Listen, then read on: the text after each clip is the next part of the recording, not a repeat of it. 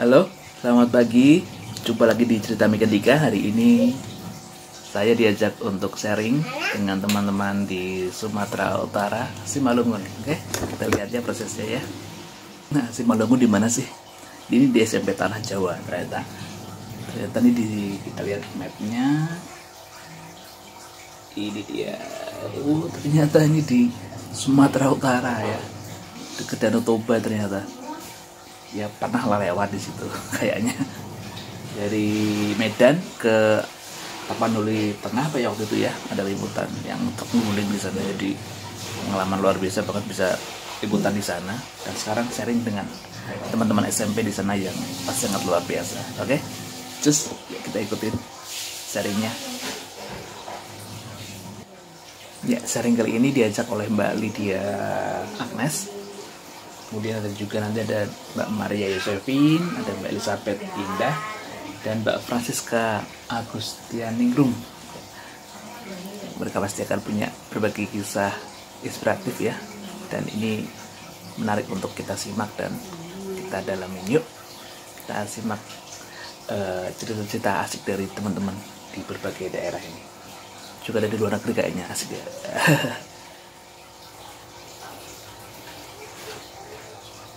Ya udah mulai nih teman-temannya.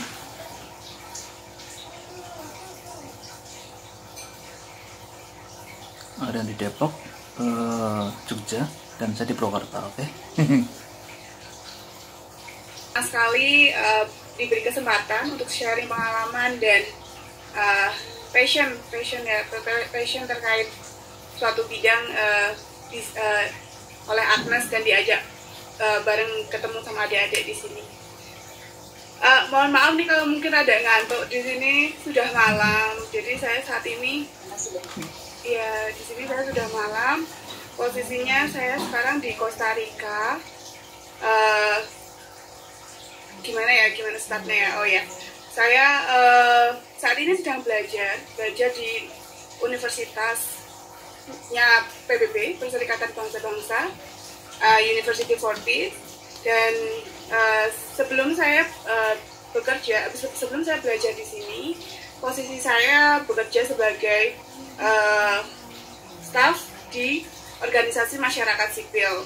Mungkin ini profesi yang kurang jarang didengar sama adik-adik semuanya. Mungkin adik-adik lebih sering dengar posisi-posisi atau profesi-profesi di wilayah seperti dokter, guru, banyak, atau insinyur, atau banyak bidang-bidang lainnya. Tapi saya di sini menekuni profesi sebagai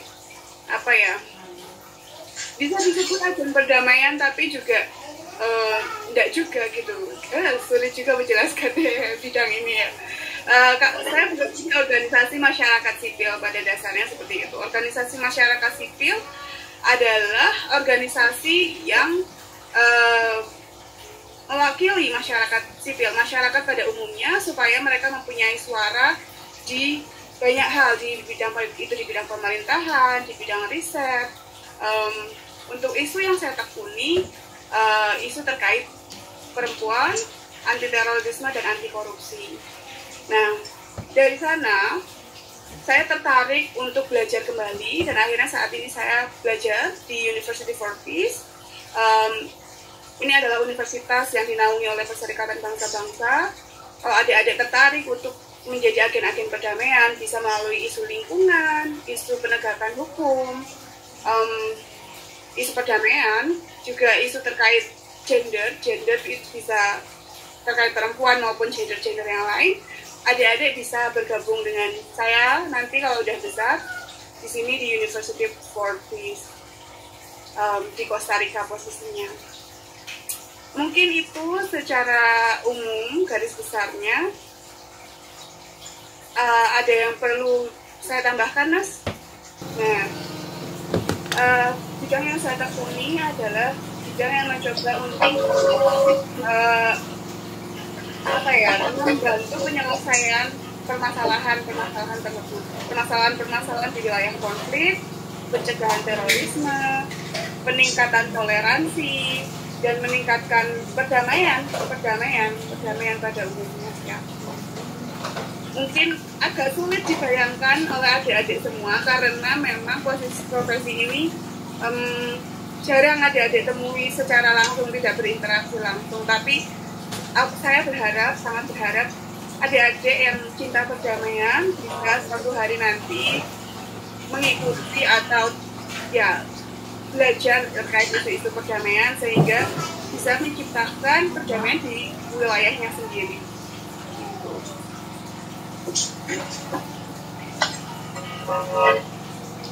Semoga membantu menjelaskannya.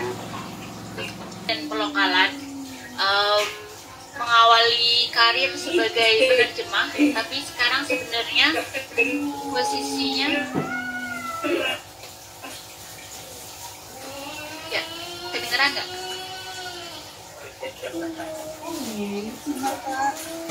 Oh ya, tapi sekarang sebenarnya posisinya sudah bukan penerjemah, tapi koordinator klien internasional. Jadi saya bertanggung jawab terhadap semua proyek penerjemahan yang masuk yang berasal dari klien luar Indonesia. Pendidikan bahasa Inggris, terus mungkin adik-adik belum kepikiran penerjemah itu sebenarnya profesinya ngapain aja sih. Nah, kalau ini Kak Agnes sambil tampilin gambarnya nggak? Maksudnya mereka bisa lihat visualnya nggak Kak Agnes? Iya.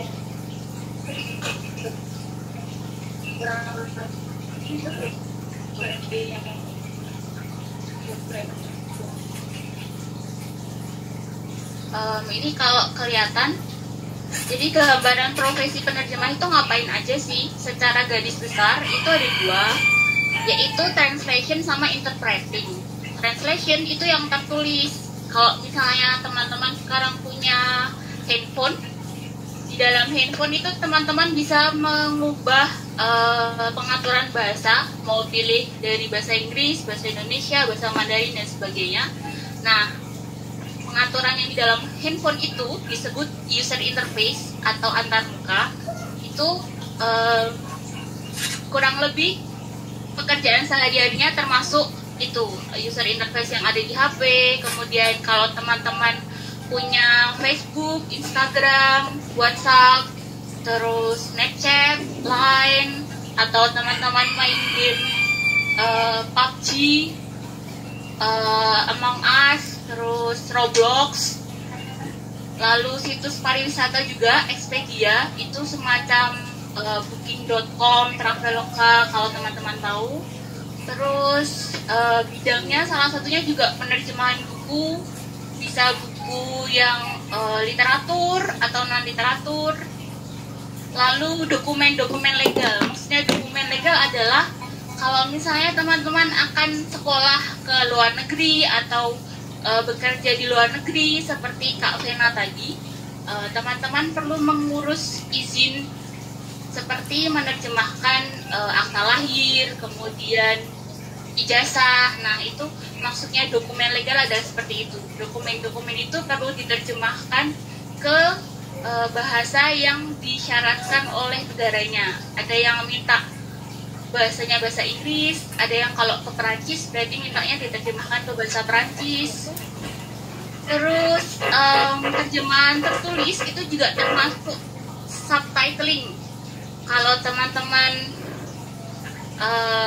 menonton serial barat atau serial Korea, nah itu di bawahnya ada subtitle, itu juga Jawa. Kemudian ada juga proyek dari bahasa Inggris diterjemahkan ke bahasa Bali atau bahasa Minangkabau. Nah, jadi kalau teman-teman masih menggunakan bahasa daerah dengan keluarga, dengan orang tua, itu harus dilestarikan, dipakai terus sehari-hari biar tidak lupa, karena itu poin tugasnya. Iya, hilang. Gitu, sekian Kak Agnes. Terputus. Karena katanya tak kenal maka tak sayang. Oke, perkenalkan nama saya Maria Yosefina Saraswati, atau saya biasa dipanggil Vina. Eh, Sebelumnya kalau untuk latar belakang pendidikan saya dari S1 Psikologi Unpad. Jadi saya ketemu sama Kak Agnes ini waktu kuliah, kita teman satu angkatan gitu ya. Nah kemudian kalau untuk pengalaman kerja saat ini saya bekerjanya itu di perusahaan startup namanya itu Mekari atau nama PT-nya itu PT Mitsubishi Nusantara. Jadi ini perusahaan startup ya, kalau teman-teman mungkin pernah dengar atau pernah tahu ada drama Korea namanya Startup gitu ya. Nah inilah perusahaan startup, jadi termasuk setelah terjemahan itu perusahaan rintisan ya, karena memang baru berdiri 2015, berjalan masuk 6 tahun, tapi ekspansinya cukup cepat gitu ya. Nah sebelumnya saya bekerja juga sebagian besar sebagai rekruter gitu, tapi kalau untuk pekerjaan yang sekarang saya sebagai customer support gitu. Jadi benar tadi seperti yang disampaikan kakak-kakak sebelumnya gitu ya, bidang pendidikannya sama pekerjaannya kok beda jauh. Mungkin terkesan beda jauh, tapi yakin aja apapun yang kalian pernah pelajari itu pasti akan berguna di dalam bidang pekerjaan gitu ya. Oke, sekarang gambarannya ya, kalau misalkan pekerjaannya ngapain sih gitu. Jadi sekilas dulu ya gitu, perusahaan startup ini kan perusahaan rintisan dan memang bergeraknya itu di bidang teknologi. Teknologinya ini disebutnya SaaS atau System as a Service. Jadi perusahaan ini menyediakan sistemnya ini yang membantu perusahaan-perusahaan lain untuk memudahkan pekerjaan mereka gitu. Jadi produknya ada beberapa gitu. Jadi dari sisi HR gitu ya, HRD biasanya untuk data karyawan, terus untuk kalau misalkan sakit, cuti, itu semua pengajuannya sekarang digitalize. Yang tadinya pakai kertas kita coba paperless, beralih ke digital. Terus ada juga untuk jurnal, untuk pembukuan, untuk pajak juga PPh 21, PPh 23. Mau sharing yang tentang pekerjaan dan apa yang sedang dikerjakan. Oke, terima kasih Mbak Agnes dan teman-teman semua di Tanah Jawa Simalungun ya. Apa kabar semuanya? Baik ya? Semoga dengar suara saya ya. Ya. Oke, siap. Teman-teman, saya Dika, panggilannya Dika ya. Saya kerja di Harian Kompas. Saya wartawan, teman-teman. Tahu wartawan nggak? Jurnalis ya. Tahu mungkin ya, pasti ya, wartawan saya di Harian Kompas, kantornya di Jakarta, tapi saya stay atau ditugaskan di kampung halaman saya di Purwokerto, Banyumas, Jawa Tengah. Nah, saya udah 8 tahun ini bekerja di Kompas. Dulu pendidikan saya adalah satunya filsafat teologi. Jadi filsafat teologi kok jadi wartawan ya. Dulu saya mau jadi pastor teman-teman, tapi gagal. Tidak kuat iman. Jadi saya jadi wartawan saja begitu. Nah, kenapa kok jadi wartawan? Nah, ini sebetulnya. Kalau teman-teman tahu ya, kalau dulu calon pastor itu tinggalnya di seminari, atau kalau teman-teman muslim itu tinggal di pondok pesantren begitu ya. Di pondok itu waktu saya di seminari itu tinggal di asrama begitu, ada kebiasaan nulis diary, buku-buku harian dia ditulis pengalamanmu hari ini seperti apa, dapat pelajaran apa, lalu kenapa marah, kenapa sedih. Lah, kebiasaan itu yang membuat saya sekarang menjadi wartawan begitu. Jadi saya suka nulis. Intinya kalau teman-teman punya kebiasaan menulis, tulislah saja pengalaman teman-teman, entah itu sedih, suka, atau kebahagiaan yang luar biasa, ditulis saja. Nah, itu tentu nanti akan menjadi bekal kalau kedepannya teman-teman menjadi penulis ataupun wartawan begitu. Nah, sebelum tugas di sini, saya tugas di Palangkaraya, Kalimantan Tengah, itu 3 tahun, dan juga pernah dinas luar kota ya. Saya pernah ke Sumatera Utara ternyata, ketika Sinabung meletus itu ya teman-teman. Saya tugas di Medan, lalu di Kabanjahe ya, Kabanjahe, Sinabung meletus nggak selesai. Lalu kemudian saya sempat agak bergeser ke Tapanuli Tengah, ya. Kalau nggak salah lewat Simalungun nggak, saya agak lupa itu. Yang jelas di situ saya lewat Danau Toba ya, waktu itu agak baliknya Danau Toba dan ke arah Sibolga. Saya liputan waktu itu tentang ada 2015 ada truk yang membawa anak-anak SMP 17 orang itu terjungkel ke selokan dan meninggal 17 orang. Pernah dengar beritanya nggak itu? Mungkin teman-teman masih SD waktu itu ya. Jadi itu teman-teman saya liputan itu ke ya keliling ya, paling nggak keliling Indonesia. Saya jadi pernah tugas di Sumatera, pernah juga di Kendari, di Papua juga pernah di Freeport ya. Nah kalau di Freeport saya masuk ke dalam perut bumi itu ya, ada tambang bawah tanahnya, dan di situ luar biasa sekali.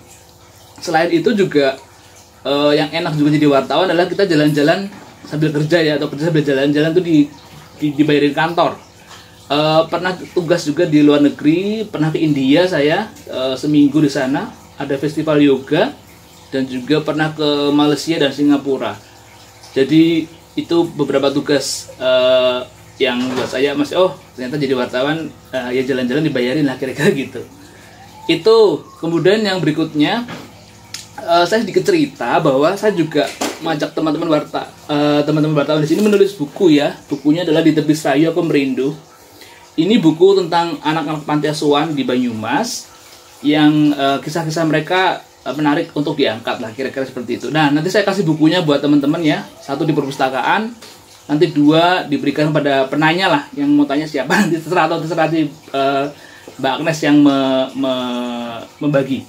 Dan sebenarnya agak cocok nih ketemu dengan Mbak Vena juga ya, Mbak Agnes yang di Kementerian Perempuan. Saya beberapa kali wartawan gini juga.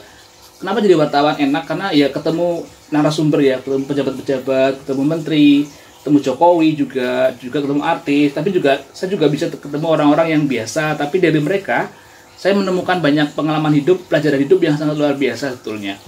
Nah, kemudian tadi dari kementerian, kalau Mbak Agnes di Kementerian Perempuan, nanti saya titip buku lah buat Bu Menterinya ya. Ini tentang anak-anak panti asuhan yang mohon maaf mereka lahir karena ya di luar MBA ya, orang tuanya MBA. Jadi karena pergaulan bebas, anak-anak tak berdosa ini lahir dan mereka hidup tanpa kasih sayang orang tua, kira-kira kayak gitu. Buku ini sempat diangkat di Kick Andy juga, dan juga beberapa orang yang membeli dan membacanya juga berdonasi ke panti asuhan ini.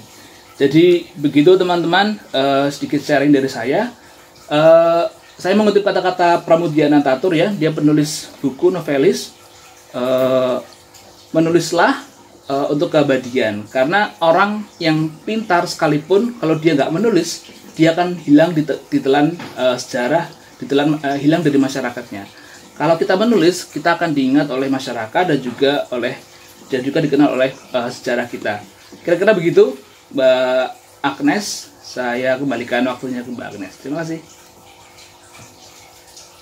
Terima kasih banyak Mas Dika. Jadi ceritanya ini ya, maksudnya pengalaman menjadi wartawannya itu akhirnya bisa membawa kita ke macam-macam orang tadi ya Mas Dika ya. Yeah. Ada orang-orang yang menteri, pejabat-pejabat lainnya, atau artis, tapi juga bisa ketemu dengan orang-orang yang biasa ya, maksudnya tidak dengan jabatan tersebut, dan lewat pekerjaan Mas Dika menjadi wartawan punya kesempatan juga untuk pergi ke beberapa daerah tadi ya disebutkan ya Mas Dika, pernah ke Palangkaraya, kemudian juga ke Papua, atau untuk yang di luar negeri tadi India mungkin meliput tadi ya festival yoga di India ya Mas ya. Iya Mbak.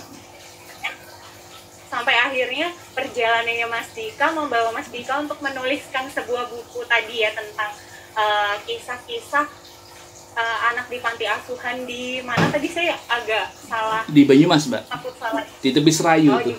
Sungai Serayu. Nah, itu sudah dijadikan buku. Nanti mungkin akan diberikan ke sekolah ini ya. Mas Dika bilang akan kirim ke sini. Dan apa tadi? Saya meng-highlight kata-kata Mas Dika ya, bahwa kita itu akhirnya sehebat-hebatnya menjadi manusia kalau nggak menuliskan apa yang kita tulis, akhirnya juga yang kita tahu, yang kita punya itu nggak akan bisa diwariskan gitu mungkin ya. Makanya menurut Pram itu, kalau kalian tahu sastra Pramudia Nantatur itu dia bilang menulislah untuk keabadian. Itu saya juga sepakat sekali sih Mas Dika, meskipun bukan penulis ya, belum pernah nulis, paling cuma nulis. Mungkin kalau adik-adik di sini kadang juga kan pasti mikir ya dan menuliskan mau bikin caption apa ya di foto di Instagram gitu. Atau kadang-kadang bahkan kalau yang aku tahu ya Dek, ada loh sekarang yang dia tuh buka satu usaha berbayar untuk jasa menuliskan caption. Bayangkan. Jadi ada orang yang nggak tahu, nggak punya ide mau nulis caption apa untuk postingan dia, atau mungkin mau dikirimkan ke pacarnya, atau mau dikirimkan ke bapak ibunya, ke istrinya, ke suaminya, dia tuh pesen ke orang. Jadi kayak kalau misal teman-teman di sini tuh ada yang suka tulis diary, jurnal, maksudnya apa ya istilahnya, buku harian ya Mas Dika ya? Iya, buku harian. Ya. Nah, sudah buku harian, kata awalnya seperti itu berarti ya waktu di seminari Mas Dika itu ini ya, kalau misalnya saya tahu dari Berto sih refleksi ya, menuliskan refleksi harian ya, jadi apa yang dirasakan hari ini, apa yang diperoleh, apa yang didapatkan dari pemikiran-pemikiran itu akhirnya nggak hilang begitu aja, yang nggak usah nunggu tua ya. Kalau SMP kalian bisa nggak masih inget pelajaran waktu kelas 6 SD semester 2? Ada nggak yang masih ingat? Nah, tapi wow, ada yang masih loh.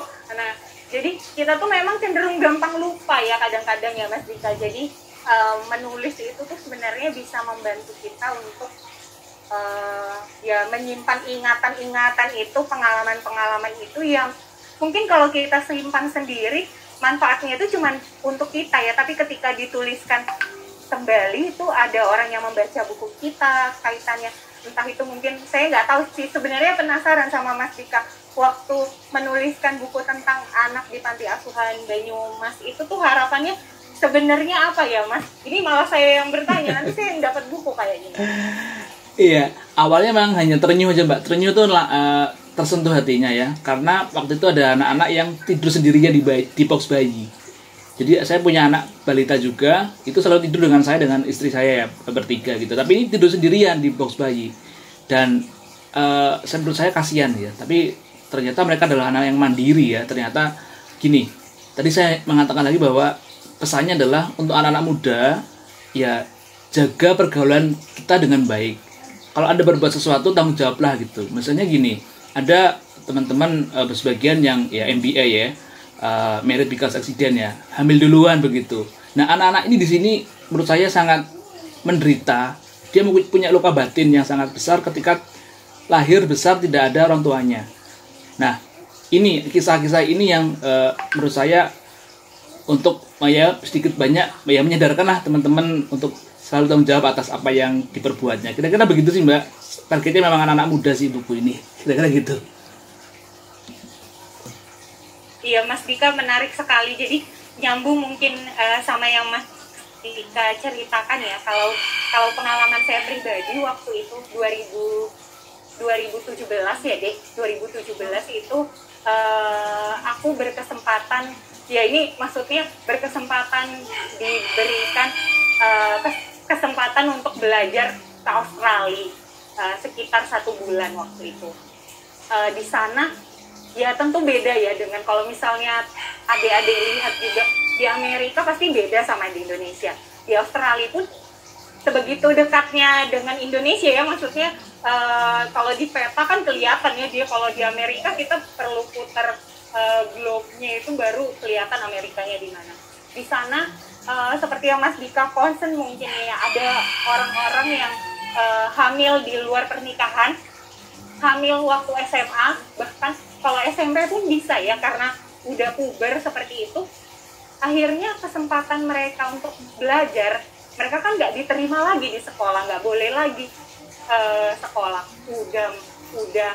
udah harus hamil, yang harusnya masih main kesana kesini, ketemu teman, ngobrol, tapi mereka hamil terus nggak boleh ke sekolah, dan kadang-kadang itu disimpan di rumah karena menurut masyarakat aib ya, apalagi di Indonesia mungkin ya Mas Dika. Kalau di sana yang aku lihat adalah kalau misalnya mereka diabaikan malah ditinggalkan begitu saja, belum nanti anaknya udah lahir akan kayak gimana, yaitu tadi dibilang meninggalkan trauma dan luka sendiri yang itu tuh dibawa sepanjang hidup ya Mas Dika ya.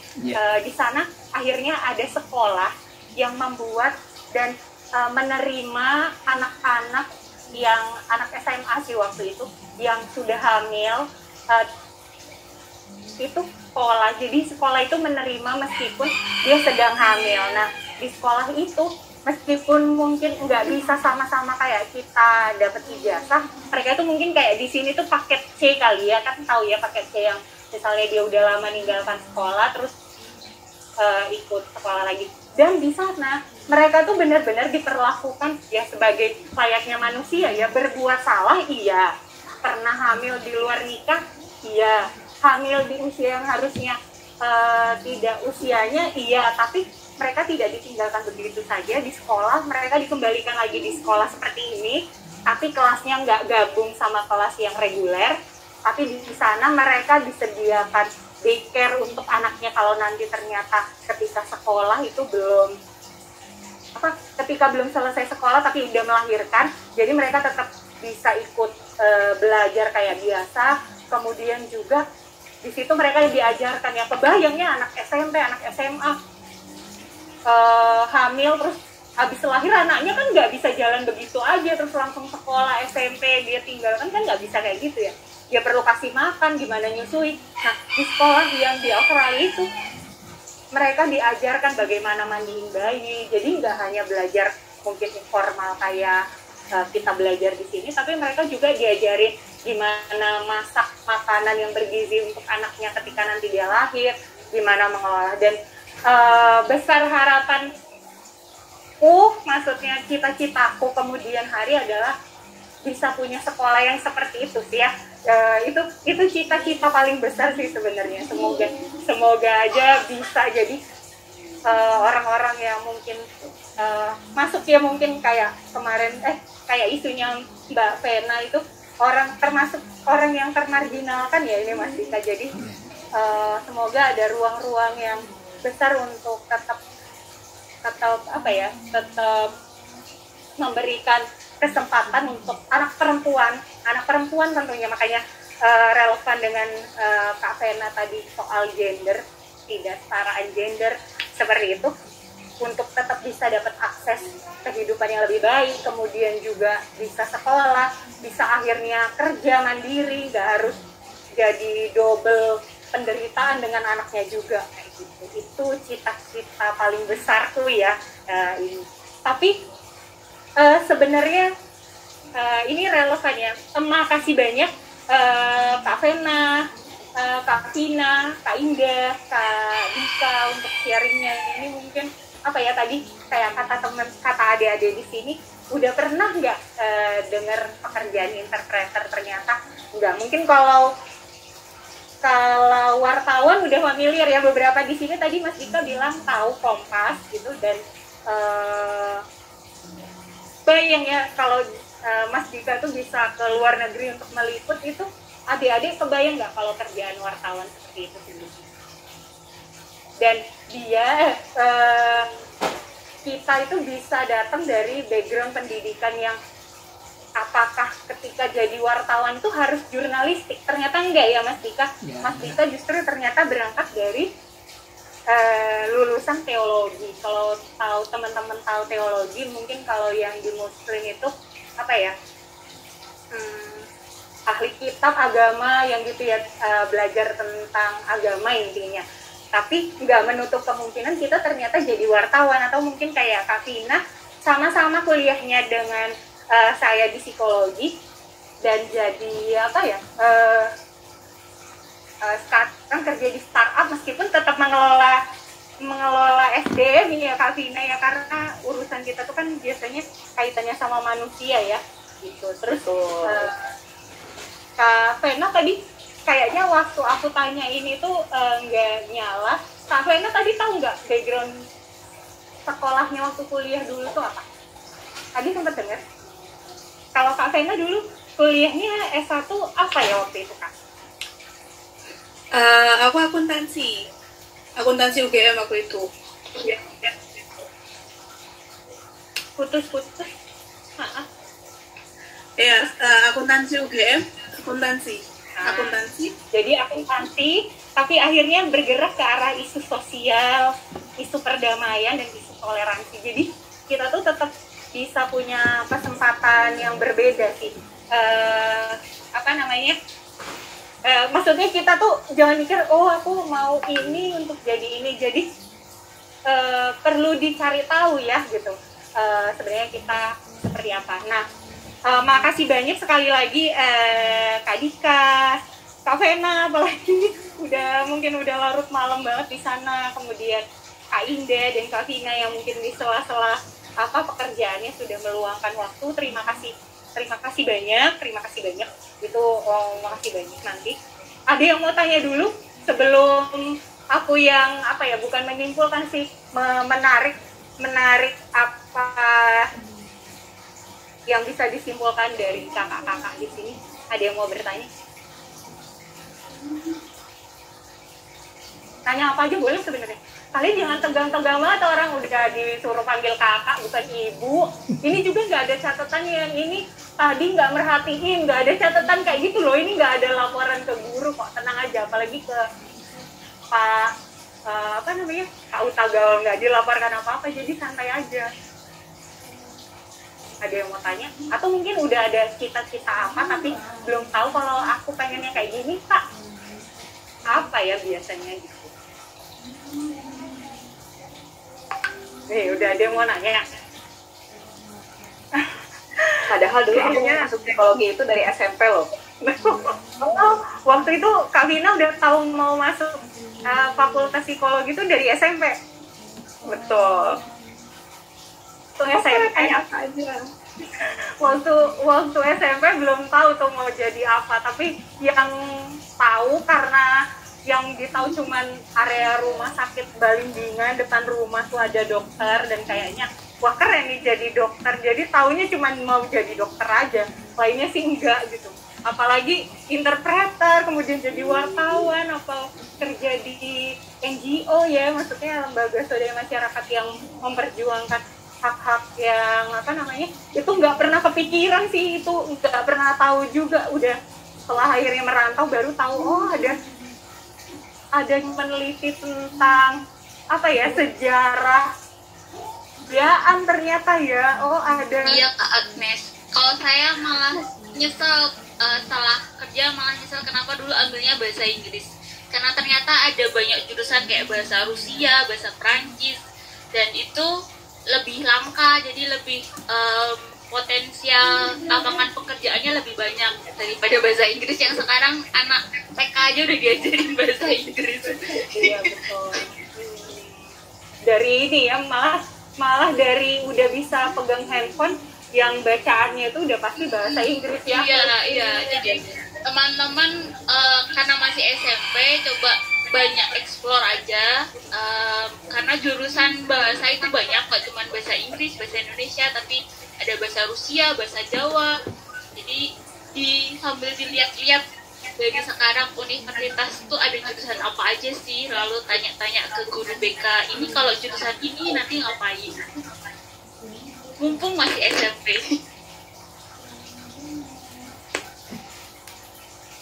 Yakin gak ada yang mau nanya? Mumpung masih ada di sini. Nah, oke. Makasih kakak-kakak semuanya. Mungkin ini masuk ke masuk ke sesi bagianku. Aku nggak akan ngejelasin kerjaanku kayak apa jadi PNS karena pengen tahu kerjaannya apa. Jadi dia wajahnya langsung dia nggak sharing gitu. Wajahnya pada ketutup masker ya. Jadi ada mungkin di sini susah ya nunjukin videonya. Oh iya. Biar kakak-kakaknya tuh bisa lihat kalian meskipun akhirnya kalian nggak bisa lihat mereka.